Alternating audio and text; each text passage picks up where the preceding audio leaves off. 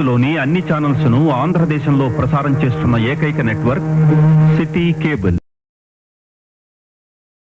Welcome to city cable news bulletin. ముందుగా headlines.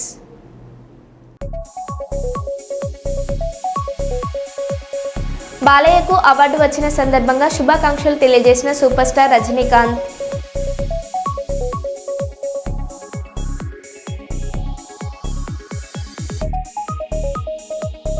Seethakka down down అంటూ urea కోసం రైతుల నిరసన.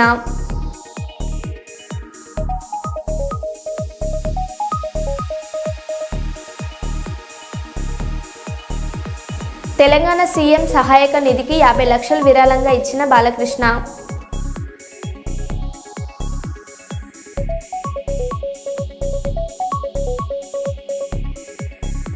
ప్రయాణికుల ప్రాణాలతో కూటమి ప్రభుత్వం చెలగాటం.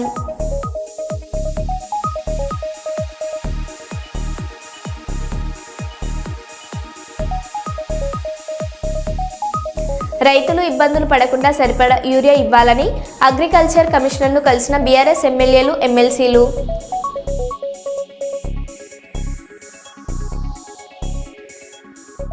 ఇక వివరాల్లోకి వెళ్తే, మైబాద్ జిల్లా డోర్నకల్ నియోజకవర్గం మరిపడ మండల కేంద్రంలో యూరియా కోసం వచ్చిన రైతులకు తీవ్ర అవమానం. యూరియా ఇస్తామని చెప్పి రైతుల దగ్గర ఆధార్, పట్టాదార్ పాస్ పుస్తకాల జిరాక్సులు తీసుకున్న అధికారులు. యూరియా ఇవ్వకుండా తీసుకున్న జిరాక్సులను చిత్తు కాగితాల్లాగా బయటపడేసిన సొసైటీ అధికారులు. చేసేదేమీ లేక అధికారుల నిర్లక్ష్యంగా బయటపడేసిన కాగితాల్లో తమ జిరాక్స్ కాపీలను వెతుక్కుంటున్న రైతులు.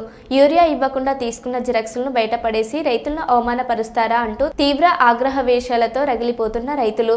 అధికారుల నిర్లక్ష్యంపై మండిపడుతున్న రైతులు బాధ్యులైన అధికారులపై చర్యలు తీసుకోవాలని డిమాండ్.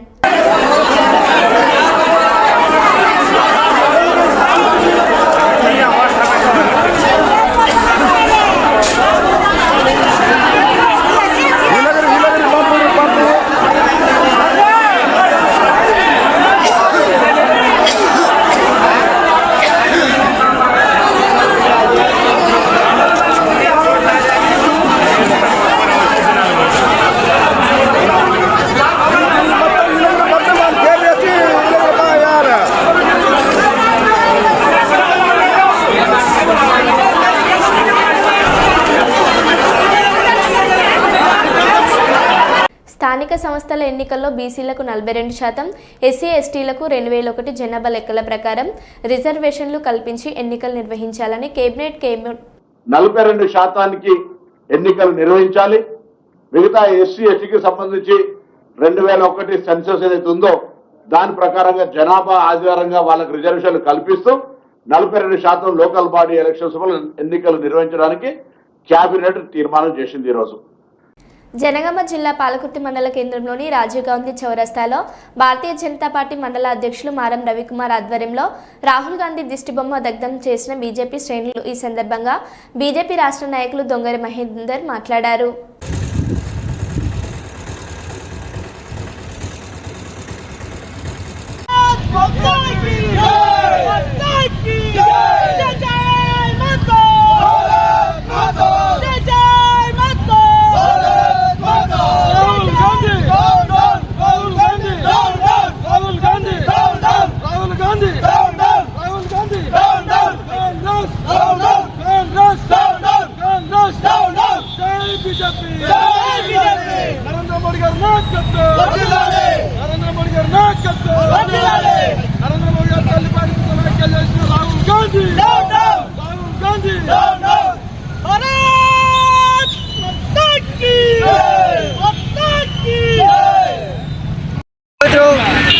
ప్రతిపక్ష హోదాలో ఉండేటువంటి రాహుల్ గాంధీ గారు నరేంద్ర మోడీ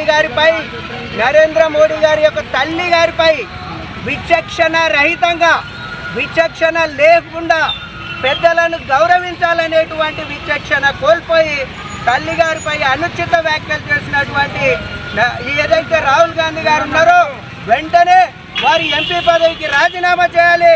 కాంగ్రెస్ నుంచి వారు బహిష్కరించబడాలి. అదేవిధంగా నరేంద్ర మోడీ గారి యొక్క పాదాలకు నమస్కారం చెప్పి వారి యొక్క క్షమాపణలు కోరాల్సిందిగా భారతీయ జనతా పార్టీ పాలకుర్తి మండల శాఖ పక్షాన కోరడమైనది. జై బీజేపీ. వరంగల్ జిల్లా చింతనెక్కొండ గ్రామంలో ఎన్ని రోజులైనా యూరియా దొరకకపోవడంతో కడుపు మండి పత్తి పంటను పీకేస్తున్న రైతన్న. రేవంత్ రెడ్డి చేసిన మోసాలు మాకు పత్తి చేను పీకి మా కడుపు ఏమి లేదు. ఇగో ఇట్లా మక్కదులు వేసుకొని మాకు పొట్టకు లేకుండా యూరియా దొరకలేదు, నాకు ఇబ్బంది పెడతాడు. అందుకనే మేము పత్తి చేను అన్ని ముఖం ఇగో అన్ని తీస్తున్నాం. ఇగో మొత్తం మక్కదులు వేసి అని చేస్తాం. మాకు కాంగ్రెస్ ప్రభుత్వంలో రేవంత్ రెడ్డి చేసిన మోసాలు మాకు ఎక్కడేం జరగలేదు. మేము పత్తి చేను తీస్తున్నాం. రైతు నేను ముఖ్య హెమ్లా కొడుకు, నేను చింత లేకుండా ఊటితండా అట్లా అది అట్లా రేవంత్ రెడ్డి చేసిన మోసాలు మాకు పత్తి చేను పీకి మా కడుపు ఏమి లేదు. ఇగో ఇట్లా మక్కదులు వేసుకొని మాకు పొట్టకు లేకుండా యూరియా దొరకలేదు, నాకు ఇబ్బంది పెడతాడు. అందుకనే మేము పత్తి చేను అన్ని ముఖం ఇగో అన్ని తీస్తున్నాం. ఇగో మొత్తం మక్కదులు వేసి అని చేస్తాం. మాకు కాంగ్రెస్ ప్రభుత్వంలో రేవంత్ రెడ్డి చేసిన మోసాలు మాకు ఎక్కడేం జరగలేదు. మేము పత్తి చేను తీస్తున్నాం. రైతు నేను ముఖ్య హెమ్లా కొడుకు, నేను చింత లేకుండా ఊటితండా అట్లా అది అట్లా. రాహుల్ గాంధీ ఓట్ చోరీ అంటున్నాడు, కానీ పార్లమెంట్లో ఎందుకు తెలంగాణలో బీసీలకు 42% రిజర్వేషన్ల గురించి మాట్లాడడం లేదు? ఎంపీలు పార్లమెంటులో మాట్లాడడం లేదు, కొట్లాడడం లేదు. ఎమ్మెల్యేలు ఇక్కడ శాసనసభలో మాట్లాడితే ఏం లాభం అని కేటీఆర్ అన్నారు. అలాగే ఇంకొక మాట కూడా నేను అడుగుతా ఉన్నా అధ్యక్ష. ఎస్, రాహుల్ గాంధీ గారు ఒక నినాదం ఇచ్చారు అధ్యక్ష. జిత్నా ఆబాదీ ఉత్నా హక్, జిత్నీ బాగేదారి ఉత్నీ హిస్సేదారి. మంచి మాట అధ్యక్ష, మంచి మాట, మంచి ఆలోచన, డెఫినెట్లీ ఆచరణీయం, అనుసరణీయం, తప్పకుండా సాధించాలి. కానీ నేను అడుగుతా ఉన్నా అధ్యక్ష, రాహుల్ గాంధీ గారు ఇవాళ ఓట్ చోరీ గురించి దేశం అంతా మాట్లాడుతున్నారు. మరి 42% రిజర్వేషన్ విషయంలో ఇక్కడ జరిగిన ప్రయత్నాన్ని ఎందుకు వారు పార్లమెంట్లో లేవనెత్తలేరు? కాంగ్రెస్ పార్టీకి 100 మంది ఎంపీలు ఉన్నారు అక్కడ. మీరెందుకు గట్టిగా పట్టుబడతలేరు? పార్లమెంట్ లో 42% మీద అక్కడ కదా జరగాల్సింది చర్చ, అక్కడ కదా జరగాల్సింది రాజ్యాంగ సవరణ. అక్కడ చేయాల్సిన ప్రయత్నం చేయకుండా ఇక్కడ ఎంత చేస్తే కంఠశోష తప్ప ఏమొస్తుంది అధ్యక్ష? అల్టిమేట్ గా చేయాల్సిన చోట చేయాల్సిన కాడ ప్రయత్నం చేయకుండా ఇక్కడ ఉండే మన బీసీ బిడ్డల్ని మభ్యపెట్టడానికో, రేపు స్థానిక సంస్థల ఎన్నికల్లో కొంత ప్రయోజనం పొందడానికో ప్రయత్నం చేసినా ఇవాళ మేధావులు, జస్టిస్ ఈశ్వరయ్య గౌడ్ లాంటి మేధావులు, మన మాజీ రిటైర్డ్ అధికారి చిరంజీవులు గారు లాంటి మేధావులు అందరూ కూడా మాట్లాడుతున్నారు. బలహీన వర్గాల బిడ్డలు బయట వేదికల్లో మాట్లాడుతున్నారు. రాజ్యాంగ సవరణ చేయాలని చెప్పి కోరుతా ఉన్నారు. తెలంగాణ సీఎం సహాయక నిధికి 50 లక్షలు విరాళంగా ఇచ్చిన బాలకృష్ణ రాష్ట్రంలో అకాల వర్షాలతో నష్టపోయిన రైతులకు సహాయంగా 50 లక్షల విరాళం ప్రకటించిన సినీ నటుడు నందమూరి బాలకృష్ణ.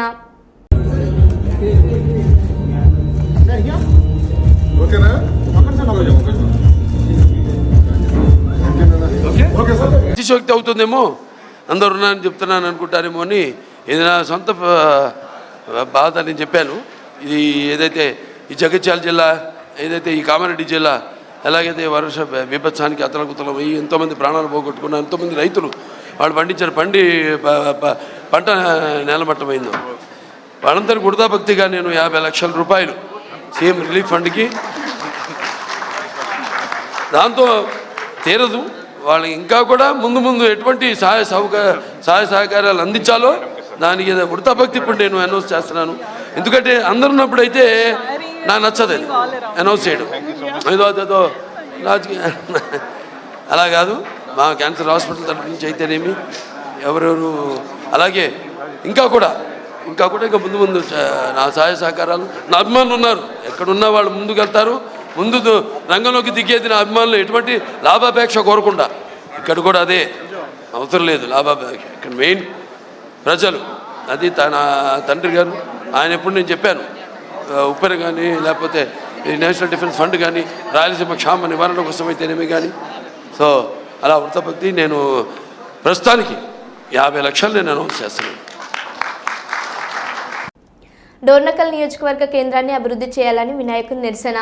నాయకులు, అధికారులు స్పందించాలంటూ వినాయకుడితో కలిసి వినూత్న నిరసన కార్యక్రమం నిర్వహిస్తున్న డోర్నకల్ మున్సిపల్ కేంద్రానికి చెందిన యువకుడు లవకుమార్. యునైటెడ్ డోర్నకల్ వ్యవస్థాపకుడిని.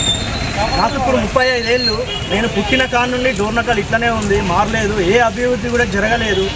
కాలువలు కట్టలేదు, రోడ్లు కట్టలేదు, ఒక కాలేజ్ లేదు, ఒక హాస్పిటల్, సరైన హాస్పిటల్ సదుపాయం లేదు. వీధి కుక్కలు, పందులు తిరుగుతూనే ఉన్నాయి. పారిశుద్ధ్యం లేదు, చెత్త ఎత్తడం లేదు, ఎక్కడ చెత్త అక్కడే ఉంది. ఎన్నోసార్లు నిరసన తెలిపాను, ఎందరో మహానుభావులు నిరసన తెలిపారు, నేను తెలిపాను, యువత అంతా నిరసన తెలిపారు. కానీ అధికారులు పట్టించుకోలేదు.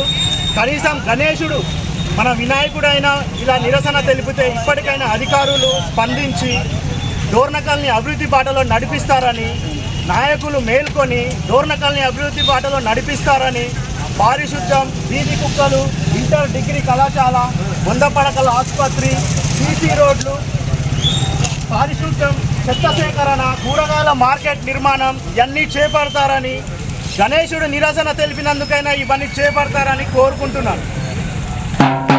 అసెంబ్లీ 15 రోజులు నడపాలి. కాంగ్రెస్ ప్రభుత్వం రాగానే ఆనాటి రోజులు ఎందుకు వచ్చాయి?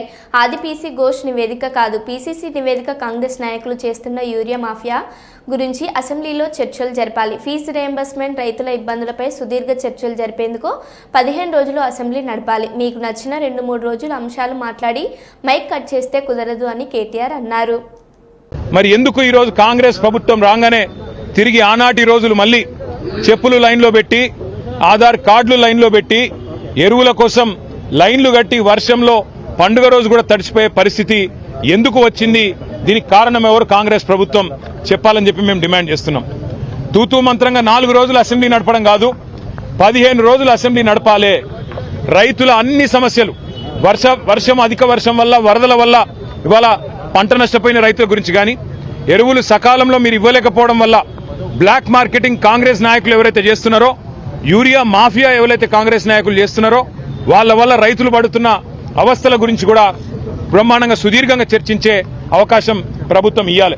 దాంతో పాటు ఇవాళ రాష్ట్ర వ్యాప్తంగా నెలకొని ఉన్న వ్యవసాయ సంక్షోభం మీద కూడా మాట్లాడే అవకాశం ఇవ్వాలి, చర్చ ఖచ్చితంగా పెట్టాలి.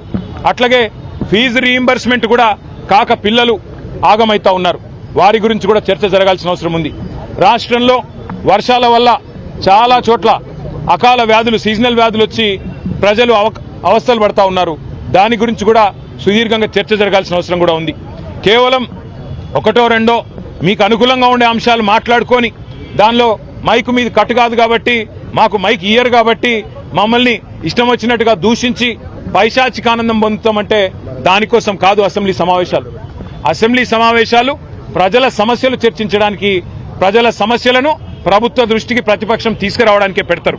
కాబట్టి అన్ని అంశాలు సాకల్యంగా చర్చించాలి అంటే 15 రోజుల పాటు ఖచ్చితంగా చర్చ జరగాలి.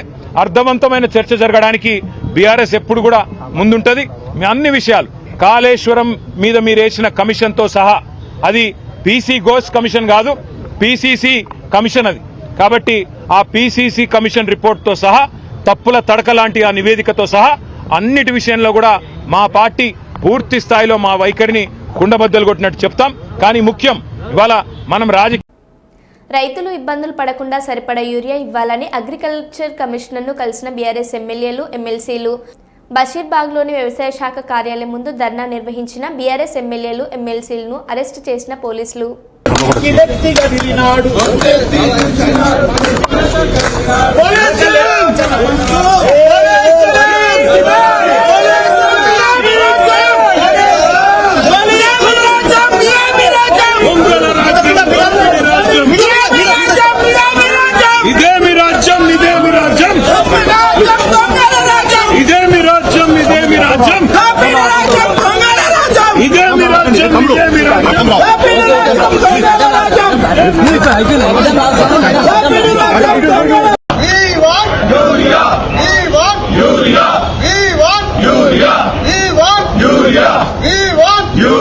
రైతులకేమో ఖాళీ సంచిలో, రైతులకేమో ఖాళీ సంచిలో, రైతులకేమో ఖాళీ సంచిలో, రైతులకేమో ఖాళీ సంచిలో.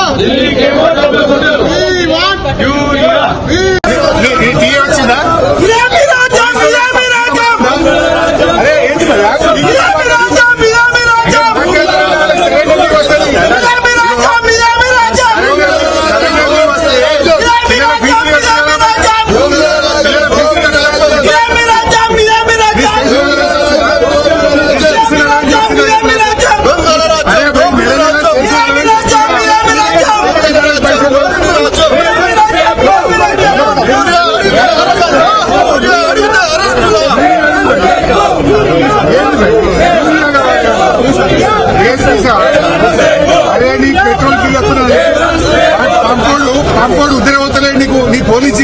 పెట్రోల్ పైసలు ఇస్తాడు రేవంత్ రెడ్డి. పోలీస్ స్టేషన్లలో బండ్లలో మీ సొంతం పైసలు పోస్తుంది. వస్తున్నాయని చెప్పి పైసలు మీ పెట్రోల్ పంప్ పైసలు వస్తున్నాయా? మీకు పెట్రోల్ పోతున్నా పోలీస్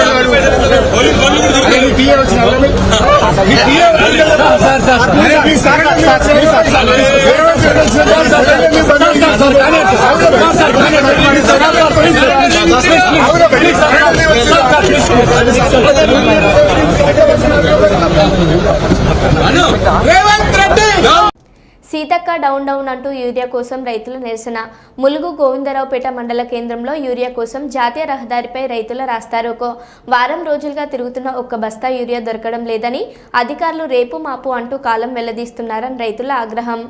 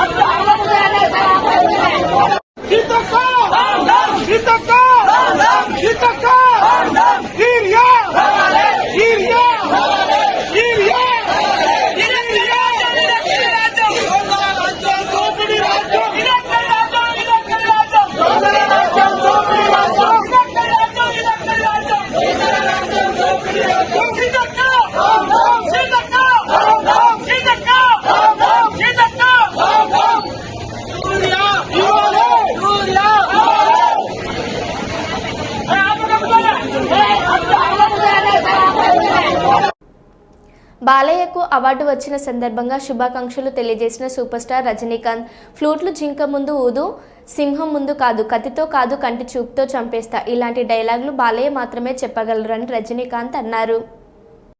అందరికీ నమస్కారం. ఫ్లూటు జింక ముందు కూదు, సింహం ముందు కాదు, కత్తితో కాదురా కంటి చూపుతో చంపేస్తా, ఇలాంటి పంచలాగు ఓన్లీ బాలయ్య గారు చెప్తేనే బాగుంటుంది, కానీ వేరేవారు చెప్తే బాగుంటుంది. బాలయ్య అంటే పాజిటివిటీ అండి. నెగిటివిటీ ఆయన దగ్గర కొత్త కూడా ఉండదు. ఆయన ఎక్కడ ఉంటారో అక్కడ సంతోషం, ఆ నవ్వు, ఆ పాజిటివిటీనే ఉంటుంది. ఆయనకు పోటీ ఆయనే, మీరు ఎవ్వరూ లేరు. బాలయ్య గారి పిక్చర్ బాగా ఆడుతుందంటే ఆయన అభిమానులు మాత్రం కాదు, అందరు ఆర్టిస్ట్ అభిమానులు సంతోషపడతారు. అది ఆయన స్ట్రెంత్. ఇప్పుడు ఆయన వచ్చి సినిమా ఇండస్ట్రీలో 50 years కంప్లీట్ చేస్తుంటారు. దానికి నా అభినందనలు. ఆయన వచ్చి ఇంకా సినిమా ఇండస్ట్రీలో ఇలాగే యాక్ట్ చేస్తూ పాజిటివిటీ స్ప్రెడ్ చేస్తూ సంతోషంగా ఇంకా 75 years కంప్లీట్ చేయాలని ఆ దేవుడితో ప్రార్థిస్తాను. I love you Balayya. Thank you.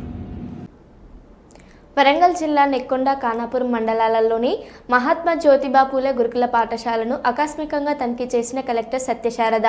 పాఠశాలలోని వంటశాల, store room, విద్యార్థులకు అందిస్తున్న ఆహారంతో పాటు హాస్టల్ పరిసరాలను పరిశీలించిన.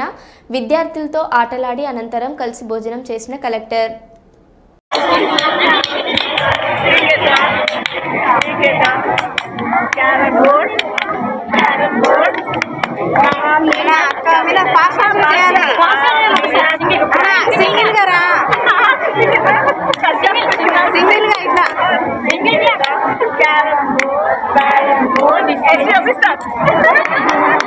ఎవరు ఫస్ట్ స్టార్ట్ చేస్తారో వాళ్ళు విన్ అవుతారు.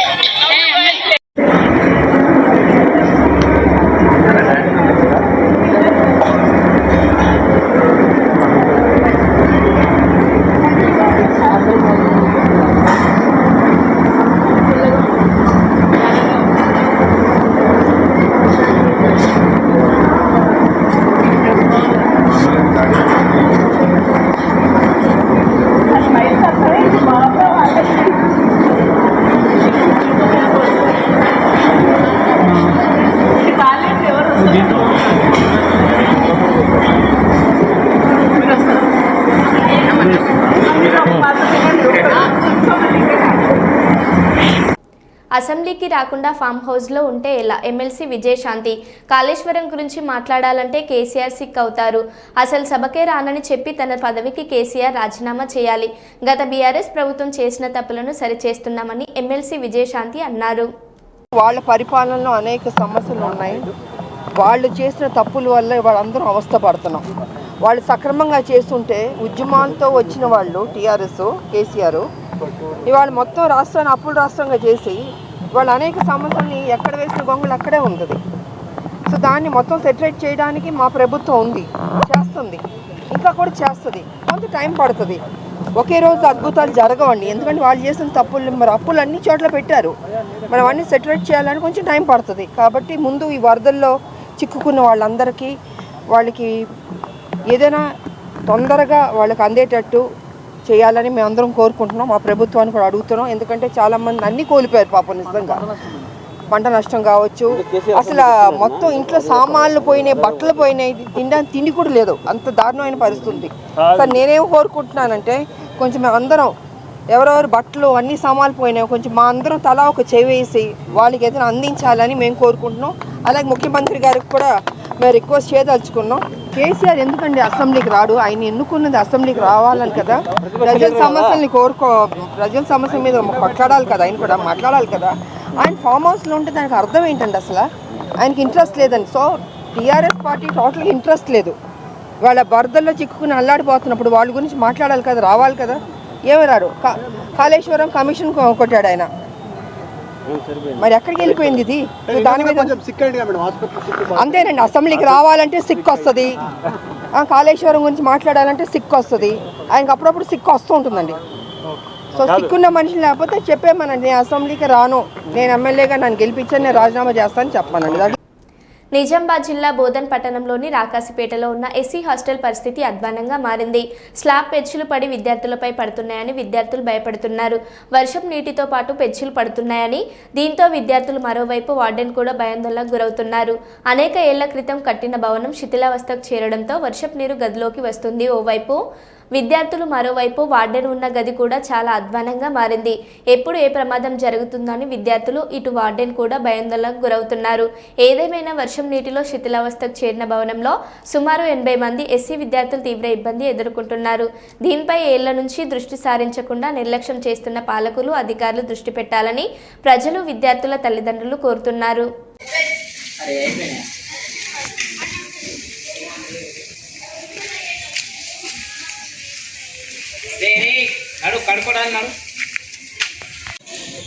ప్రస్తుతం నిజామాబాద్ జిల్లా బోధన్ మండల కేంద్రంలోని బోధన్ పట్టణ కేంద్రంలోని ఎస్సీ బాయ్స్ హాస్టల్లో ఉన్నాం. ఈ బాయ్స్ హాస్టల్ గతంలో ఇది స్కూలు. ఈ స్కూల్లో ఎస్సీ బాలుర వసతి గృహం పెట్టడం జరిగింది. ఇక్కడ 82 మంది విద్యార్థులు ఉన్నారు. 1, 2, 3 రూమ్లు ఉన్నాయి. Office room.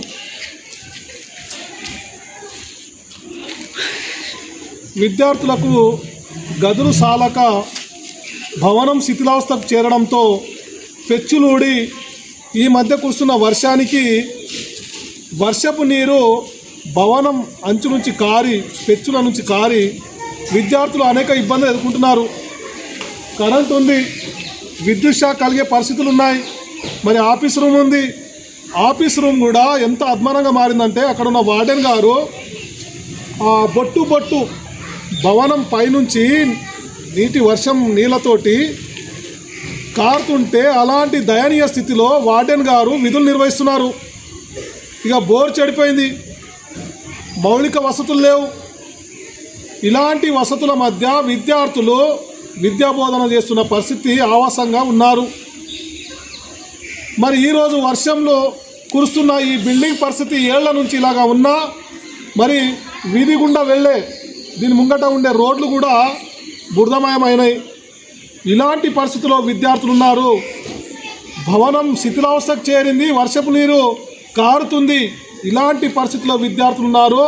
దీని మీద సంబంధిత అధికారులు స్పందించాలని, మళ్ళీ ఇక్కడ కూడా బోర్తో పాటు అనేక మౌలిక వసతులు లేక విద్యార్థులు అనేక ఇబ్బందులు ఎదుర్కొనే పరిస్థితి ఏర్పడుతుంది.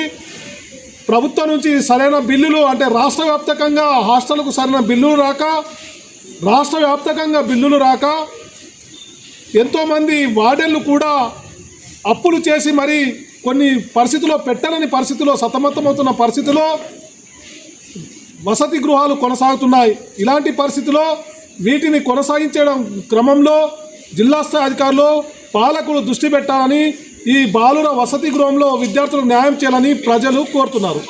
మరో బులెటిన్లో మళ్ళీ కలుద్దాం. Stay tune.